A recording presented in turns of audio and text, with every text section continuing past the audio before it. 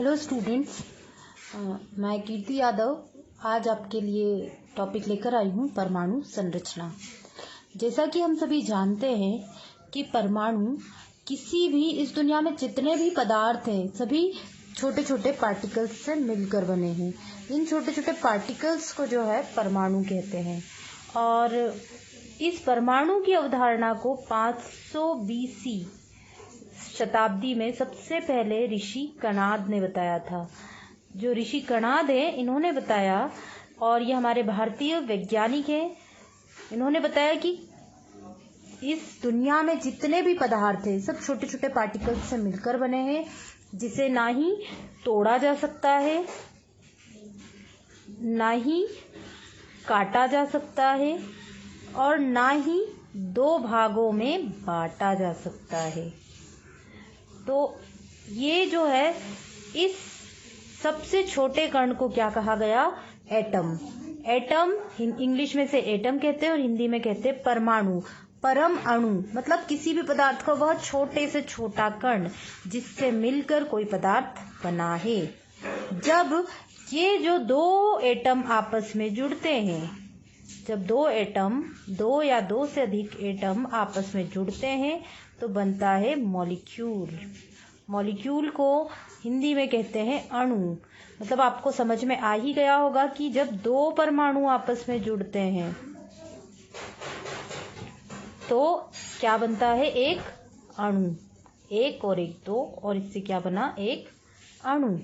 ये जो अणु है ये आप इसको इस तरह से भी इमेजिन कर सकते हैं कि हमने बूंदी देखी है, बहुत अच्छा लगता है ना, टेस्टी, सभी को लड्डू।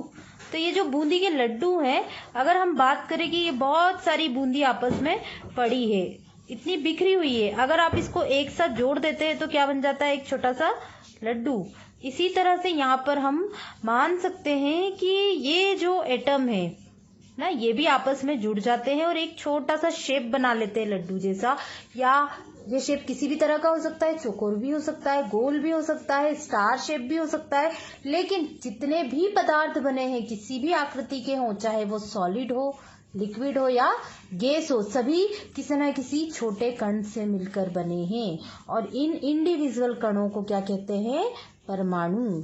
अब हम बात करते हैं कि परमाणु जो है इसे शुरू में तो ऋषि कणाद ने बता दिया, लेकिन जब बाद में बहुत सारी डिस्कवरीज हुई तब पता चला कि ये जो परमाणु है ये सिर्फ इतना छोटा पार्टिकल नहीं है कि इसे दो भागों में बांटा नहीं जा सकता है। बाद में पता चला कि परमाणु 3 और छोटे छोटे पार्टिकल से मिलकर बना है, जिसे कहते हैं इलेक्ट्रॉन, प्रोटॉन और न्यूट्रॉन। यहाँ पर जब भी हम बात करते हैं इलेक्ट्रॉन, प्रोटॉन और न्यूट्रॉन की, तो इनकी डिस्कवरी हमें देखना बहुत ज़्यादा ज़रूरी है। ये अब हम जानते हैं कि इन फंडामेंटल पार्टिकल्स जो है इनकी डिस्कवरी कैसे हुई, इसकी खोज कैसे हुई और इसकी खोज करी किसने। सबसे पहले बहुत सारे वैज्ञानिकों ने देखा और बहुत सारे वैज्ञानिकों ने अपने एक्सपेरिमेंट्स किए, अपने बहुत सारे जो है प्रयोग किए, और उन प्रयोगों के दौरान उन्होंने कुछ डिस्कवरीज की। और इसमें से हम 3 वैज्ञानिकों की डिस्कवरी आपके सामने बताना चाह रहे हैं। यहाँ पर सबसे पहले हम बात करते हैं इलेक्ट्रॉन की। तो जो इलेक्ट्रॉन है ये किसी भी, हमने देखा कि ये किसी भी एटम के आसपास में चक्कर लगाता है, और ये जो इलेक्ट्रॉन है किसी भी एटम का सबसे छोटा फंडामेंटल पार्टिकल है। ये इसका अगर हम बात करें इसके सिंबल की, तो इलेक्ट्रॉन को EL- या E0 से दर्शाते हैं। प्रोटॉन ये इलेक्ट्रॉन से थोड़ा भारी होता है, और इसका जो है इसे P+ से दर्शाते हैं, या इसे P1 से भी दर्शाते हैं, या इसे H1 से भी दर्शा सकते हैं, जो कि हाइड्रोजन का भी एक सिंबल है। न्यूट्रॉन जो है इसे N0 से या N से दर्शाते हैं। अब यहाँ पर हम बात कर रहे हैं कि इन्हें इस तरह से क्यों दर्शाते हैं। तो आपने देखा होगा जितने भी इलेक्ट्रॉन्स होते हैं वो हमेशा नेगेटिव या ऋणावेशित होते हैं, नेगेटिव चार्ज होते हैं। प्रोटॉन पर धनावेश पाया जाता है, और न्यूट्रॉन जो है इस पर कोई चार्ज नहीं होता है, ये उदासीन है, उदासीन प्रवृत्ति के हैं। अर्थात जब भी हम बात करते हैं कि एक प्रोटॉन और एक न्यूट्रॉन आपस में क्रिया कर रहा है, तो वो तो क्रिया करेंगे। प्रोटॉन जो है और न्यूट्रॉन जो है वो कहाँ रहता है? न्यूक्लियस में। वो न्यूक्लियस में क्यों है? क्योंकि वो आपस में क्रिया नहीं कर रहे हैं, जबकि प्रोटॉन और इलेक्ट्रॉन जो है वो आपस में क्रिया करते हैं। इसीलिए एक जो है केंद्र में रहता है और एक कहाँ रहता है, आसपास में चक्कर लगाता है।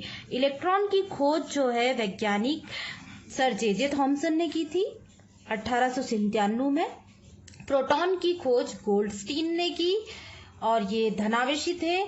गोल्डस्टीन जो वैज्ञानिक, इन्होंने प्रोटॉन की खोज की थी 1886 में, और उसके बाद 1932 में चैडविक ने न्यूट्रॉन की खोज की। हम बात कर रहे थे भार की। मैंने आपको पहले भी बताया कि जो इलेक्ट्रॉन है वो सबसे हल्का पार्टिकल है। इसका जो भार होता है वो होता है 9.10 इंटू 10⁻⁻31, जबकि प्रोटॉन और न्यूट्रॉन जो है इनका भार लगभग बराबर ही होता है। इसका एक जो प्रोटॉन और न्यूट्रॉन है, इनका जो भार है वो होता है 1.6722 इंटू 10⁻⁻27 किलोग्राम। मतलब आप समझ सकते हैं कि प्रोटॉन से और न्यूट्रॉन से इलेक्ट्रॉन कई अधिक छोटा भी होता है और कई अधिक हल्का भी होता है। अब हम बात कर रहे हैं कि ये जो प्रोटॉन, इलेक्ट्रॉन और न्यूट्रॉन है, इनकी डिस्कवरी हुई, तो इनकी जब खोज हुई तो इनकी खोज पता कैसे चली कि कौन सा केंद्र में रहता है और कौन सा इसके आसपास चक्कर लगाता है। तो इसके लिए बहुत सारी जो है थ्योरीज है। इनमें से हम दो मुख्य थ्योरी को पढ़ेंगे। एक है डाल्टन एटॉमिक थ्योरी, एक है रदरफोर्ड एटॉमिक मॉडल और एक है बोहर एटॉमिक मॉडल, जो कि आपके सिलेबस में भी है। और ये जो टॉपिक है ये आपको बीएससी फर्स्ट ईयर में भी काम आएगा और बीएचएससी फर्स्ट ईयर में भी काम आएगा। हम बात कर रहे थे कि हम कुछ थ्योरीज पढ़ेंगे जिससे हमें पता चलेगा कि इस एटम की खोज कैसे हुई है। तो सबसे पहले मैं आपको एक मॉडल के बारे में बताना चाह रही हूँ और ये बहुत इम्पोर्टेंट है कि प्रोटॉन, इलेक्ट्रॉन, न्यूट्रॉन के अलावा कि किस तरह से किसी एटम में रहते हैं। इसके अलावा भी ये आपको आगे भी परीक्षाओं में पूछा जाता है, बहुत ही ध्यान से इसे देखिएगा। सबसे पहली बात कर रहे हैं हम रदरफोर्ड की एटॉमिक थ्योरी। ये जो रदरफोर्ड एटॉमिक थ्योरी है, इसे 1911 में रुडोल्फ रदरफोर्ड नामक वैज्ञानिक ने बताया। आपने क्या किया कि एक बहुत सारी जो है डिस्कवरीज हो रही थी इलेक्ट्रॉन, प्रोटॉन, न्यूट्रॉन की, तो इन्होंने भी उसको बेस बनाया और क्या किया, एक सोने की जो है, गोल्ड की जो है पतली पन्नी ली, एक चादर ली और उस पर अल्फा पार्टिकल्स की बौछार की, अल्फा किरणों की क्या की, बौछार की। जब ये अल्फा किरण इन पर जा रही थी, जितनी भी अल्फा किरणें इस पर जा रही थी, तो रिजल्ट में इन्हें 2 से 3 चीजें देखने को मिली। ये तो क्या था, इसका केंद्र था नाभिक, और हमें पता है इस डिस्कवरी के पहले नहीं पता था कि नाभिक में क्या रहता है। तो सबसे पहले इन्होंने क्या देखा कि जो नाभिक है इसमें जैसे ये अल्फा पार्टिकल गए और जब ये इससे टकराए तो ये वापस से मुड़कर अपनी ही दिशा में आ गए। इन्होंने क्या देखा कि जब ये अल्फा पार्टिकल टकराए तो जिस दिशा में ये गए थे वहां से ये रिटर्न अपनी ही दिशा में लौट आए। दूसरी चीज इन्होंने क्या देखी कि जब ये अल्फा पार्टिकल गए तो ये किनारे से होकर एक तरफ मुड़ रहे थे। और तीसरी चीज क्या देखी कि कुछ पार्टिकल्स या कुछ अल्फा पार्टिकल गए तो कुछ इस नाभिक से सीधे निकल गए, ये पलटे नहीं। तो इसके आधार पर इन्होंने 2 से 3 चीजें बताई। पहली बात कि जो पार्टिकल्स इस परमाणु के, इस एटम के, इस गोल्ड की पन्नी के, इस स्वर्ण पत्र जो पत्नी थी, इससे जब टकराए तो क्या हुआ, कुछ दाएं और बाएं ओर मुड़े। तो जो दाएं और बाएं ओर मुड़ गए, इन पार्टिकल्स को इन्होंने नाम दिया बीटा पार्टिकल। और कुछ पार्टिकल थे जो टकराए, लेकिन ये टकराने के बाद भी इससे इन्होंने कोई क्रिया नहीं की और ये सीधे निकल गए। और कुछ पार्टिकल्स थे जो कि वापस से अपनी दिशा में घूम गए। तो यहाँ से 3 चीजें प्राप्त हुई। पहली चीज, फर्स्ट पॉइंट क्या मिला कि जो पार्टिकल्स पन्नी से टकराए और क्या हुआ, अलग दिशा में मुड़ गए, डिफरेंट दिशा में मुड़ गए। इसका मतलब है कि यहाँ पर कुछ ना कुछ दूसरे पार्टिकल्स थे। और ये अल्फा जो पार्टिकल थे ये कैसे थे, पॉजिटिव चार्ज थे, कैसे थे, धनावेशित थे। तो इससे यह निष्कर्ष निकला कि जरूर यहाँ पर कोई ऋणावेशित पदार्थ या पार्टिकल है, जिसे इन्होंने क्या कहा, इलेक्ट्रॉन। ठीक है। दूसरी बात कि कुछ पार्टिकल्स थे जो कि नाभिक में टकराए और सीधे निकल गए, और कुछ थे कि उसकी दिशा में मुड़ गए।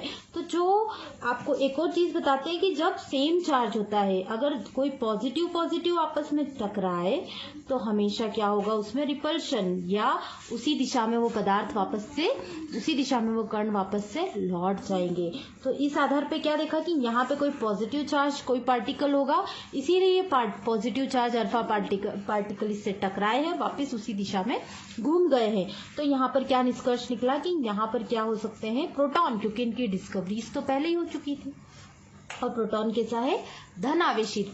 तीसरी बात यहाँ पर निकल कर आई कि कुछ पार्टिकल्स ऐसे भी होंगे जो कि ना ही इस अल्फा पार्टिकल से और ना ही बीटा पार्टिकल से रिएक्ट करते हैं, इसीलिए वो सीधे निकल गए, मतलब उस पर कोई चार्ज नहीं है, उदासीन है। तो यहाँ पर तो हो गया ये इलेक्ट्रॉन, यहाँ पर हो गया ये प्रोटॉन, और यहाँ पर क्या निष्कर्ष निकला कि इसके मध्य में क्या है, एक उदासीन पार्टिकल भी है, इसे क्या कहा, न्यूट्रॉन, जो कि अभी हम डिस्कवरी में देख चुके हैं कि फंडामेंटल पार्टिकल्स 3 तरह के हैं, प्रोटॉन, न्यूट्रॉन और इलेक्ट्रॉन। इसके बेस पे फिर हम इस स्ट्रक्चर को समझ सकते हैं कि क्या हुआ कि कोई भी परमाणु है वो कैसा है, गोल है, और इसके बीच में नाभिक में कौन है, न्यूट्रॉन और प्रोटॉन। प्रोटॉन पॉजिटिवली चार्ज है, न्यूट्रॉन में कोई चार्ज नहीं है, और इसके आसपास में इलेक्ट्रॉन चक्कर लगाते हैं। तो ये जो है मॉडर्न एटॉमिक थ्योरी है, जिसके द्वारा हम बहुत अच्छे से इलेक्ट्रॉन का जो है स्ट्रक्चर, प्रोटॉन का,